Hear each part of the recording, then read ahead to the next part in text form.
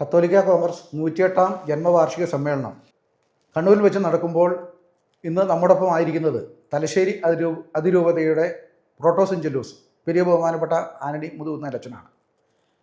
ദീർഘകാലം corporate മാനേജറായിരുന്നുകൊണ്ടും സെമിനാരിയിലെ formation രംഗത്ത് പ്രവർത്തിച്ചുകൊണ്ടും തലശ്ശേരി അതിരൂപതയിലെ പ്രധാനപ്പെട്ട ഇടവുകളിലൊക്കെ വികാരിയായിരുന്നുകൊണ്ടും നമ്മുടെ കർഷക സമൂഹവുമായിട്ടും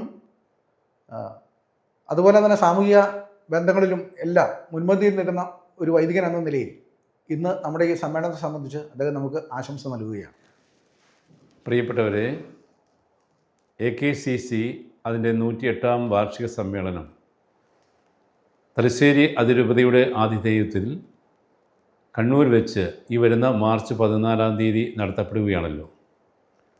പ്രസ്തുത സമ്മേളനം ഒരു വൻ വിജയമാക്കി തീർക്കേണ്ടത് തലശ്ശേരി അതിരൂപതയിലെ ദൈവജനത്തിൻ്റെ കടമയാണ് എന്ന് പറയാൻ ഞാൻ ആഗ്രഹിക്കുന്നു.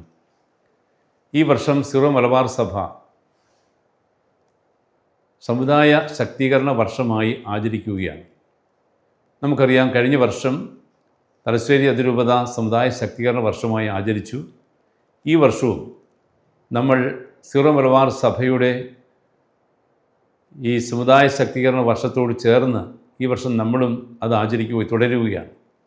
ഈ അവസരത്തിൽ കണ്ണൂരിൽ നടക്കുന്ന മഹാസമ്മേളനവും റാലിയും അതിരൂപതയെ സംബന്ധിച്ചിടത്തോളം, തലശ്ശേരി അതിരൂപതയിലെ ദൈവജനത്തെ സംബന്ധിച്ചിടത്തോളം സമുദായ ശക്തീകരണത്തിൻ്റെ തെളിവിനുള്ള അവസരമാക്കി മാറ്റേണ്ടത് നമ്മുടെയും കടമയാണ്. പ്രത്യേകിച്ചും AKCC ഈ സമ്മേളനത്തിൽ വളരെ കൃത്യമായി ചില അജണ്ടകളോടുകൂടിയാണ് ഈ സമ്മേളനം നടത്തുന്നത്. ഒന്നാമതായി, കുടിയിറക്കപ്പെടുന്ന കേരള സമൂഹം എന്നുള്ളതാണ് AKCC മുന്നോട്ട് വയ്ക്കുന്ന ഒരു പ്രധാനപ്പെട്ട സന്ദേശം.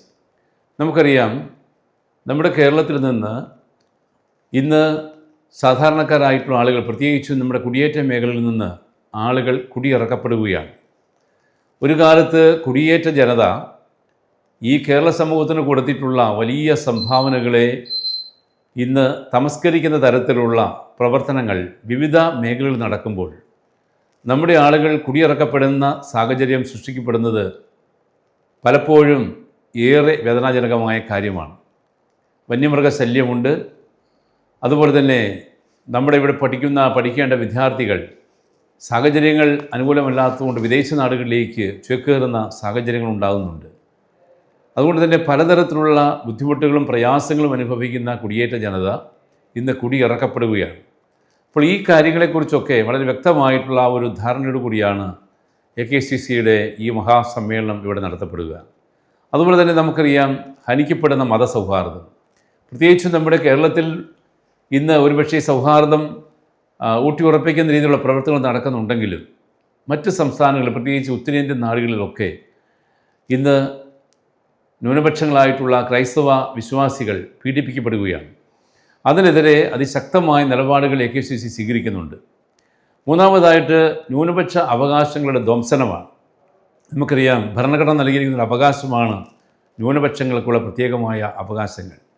ഇന്ന് സമസ്ത മേഖലകളിലും ഈ ന്യൂനപക്ഷങ്ങൾക്ക് ലഭിക്കേണ്ട പ്രത്യേകമായിട്ടുള്ള അവകാശങ്ങൾ സംരക്ഷിക്കപ്പെടുന്നില്ല എന്നുള്ളത് ഏറെ ഖേദകരമായ കാര്യമാണ്.